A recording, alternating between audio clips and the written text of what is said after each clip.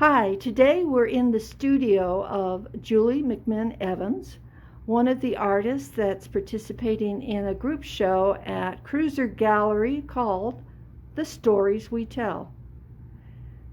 Julie, I'm going to hit you with the classic question. Why do you paint? Why do I paint? I should have thought about this earlier. Because it fills me with joy. Ooh. Because I enjoy it. I started painting from a place of grief and worked through healing, and it just lifts my soul to paint. When did you start to paint? About 1999. My mother was a painter and an artist, my best friend. And after she passed away, I all of a sudden just was filled with this compulsion to paint, got to paint. And I'd never really painted too much, but I took a watercolor class with Tom Owen, because I thought maybe I want to learn watercolor. But then I just started branching out, and I just started working and painting, and it's been nonstop then for the next 20 plus years. So what did you do before you started painting in 1999? Well, I've always done art. As I said, she was an artist. I was raised with creative people. It just was a natural thing to be making stuff. I was really doing more textile work up until that point. When I was in college, I had studied in various disciplines in drawing, painting, photography, but I'd spent several years doing textiles. I was doing wall hangings, I was weaving, and working more that way. Would do little sketches, little drawings, things like that, but not serious painting. Well, and I thought you were doing graphic design as a job. I was, yeah. It's kind of, both of these things sort of developed concurrently. I mean, okay, here's where the story starts, right? Grew up with creative people, always making things, doing things. I think the only year in school I did not take an art class was during 7th grade for just a variety of reasons. But I just never really considered art as a career. I always kind of had support from my family, but there was always just this kind of gentle push towards marketable skills. So I really came out of high school thinking, well, I'll go into education. I did 2 quarters of college with education as a declared major, but fell out of love with that, dropped out of college, hooked up with the love of my life, a free spirit. who you are still who with. I am still with nearly 50 years later, and went off to live the hippie life in Leadville, because he was a hippie with a motorcycle. All hippies lived in Leadville, right? Yeah, no, really more Manitou. Yeah. Leadville is kind of a cold place for doing, flower child stuff. But my folks were horrified. Everybody was upset, and then eventually they thought, okay, and we lived up there for a year or so. But then mining, of course, at that point was the industry in Leadville, and he was working in the mines, but we kind of felt like that was going to shift, and so we moved back to Colorado Springs, and this is about 1973, and my dad still had kind of this marketable skill thing, because I hadn't been doing anything in Leadville, and this was when they were first starting El Paso Community College, and one of the things they were standing up was a graphic arts program that was taught by one of my dad's co-workers at Whitefield High School, and they even had it in the high school. So basically, he really talked up this program because he thought, oh, there's some art in here, but there's skills in here. And so he really talked it up, and it was cheap. So we signed up into their first graphic arts programs. We learned to run, Tim and I both were running presses and learning pre-press and the darkroom skills and what you needed doing printing in the 1970s, all of this pre-computer. I stayed with the program because, I didn't really have any skills to speak of. Tim was kind of moving towards education, but I went through their program with graphic arts and very early old school commercial arts, everything done by hand. And this did fill some art components for me.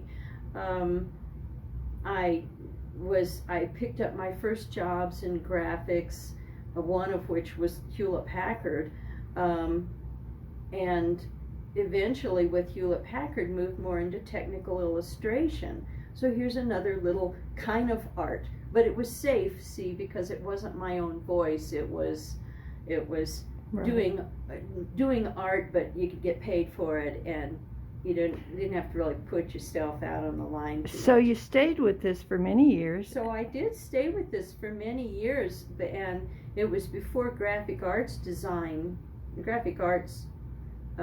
degrees really existed. But I ended up moving from El Paso Community College, now Pikes Peak Community College, to USC in Pueblo, who said they had a graphic design program, but it was really just it was still in fine arts. Oh, so okay. I worked with I took a lot of painting and drawing and worked on very early graphics computers with Lou Tilley down there, which was so much fun.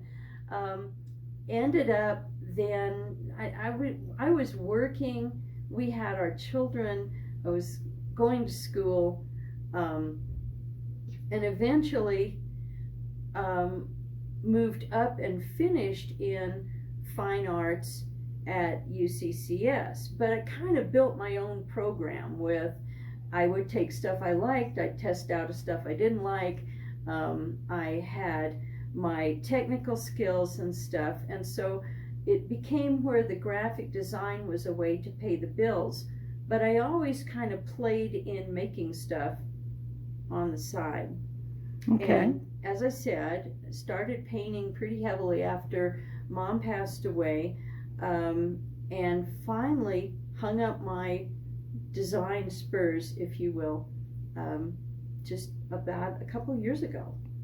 Mm-hmm. And went full-time into painting, and which was really interesting for me. I mean, it freed me up. It allowed me to focus more. And then this summer I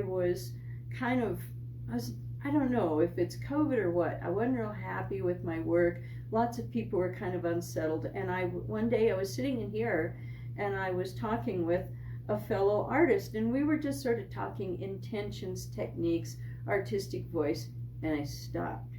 And I'm just looking at her, and she's just looking at me like, what happened to you?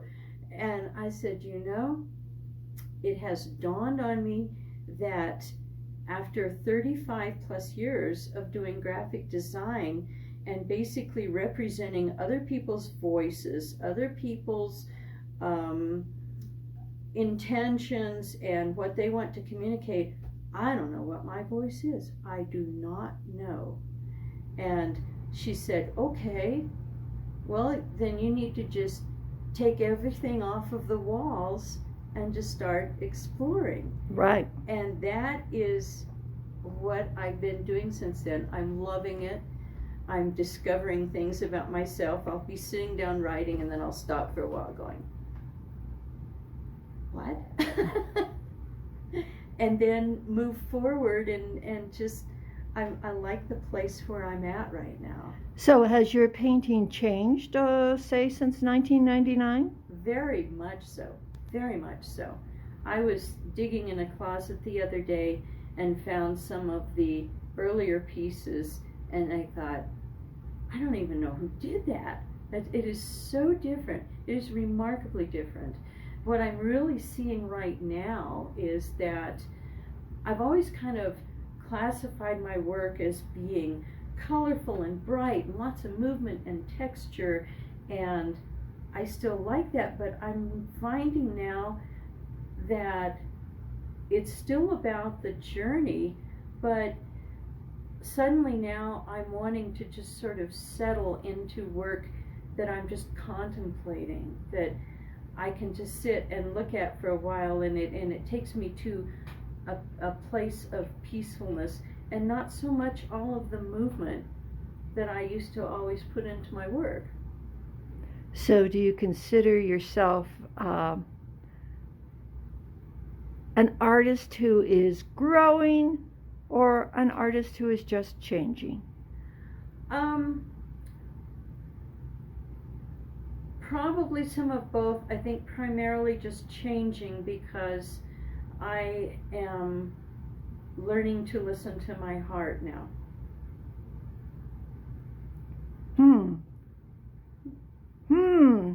That's interesting. Painting from your heart. And so before, you think because of your technical training that you were painting from your brain? Yes, I do, because I was always after learning technique and process. And Okay. this is now a year of I've developed a passion that I really didn't have before. Ooh, speak to me about passion. I'm learning to come in to look at the work, let it talk to me. I'll make little sketches on the side. I'm writing about stuff. I guess in passion with the painting now, it's becoming a dialogue with the piece in a different way. And it's not just the processes.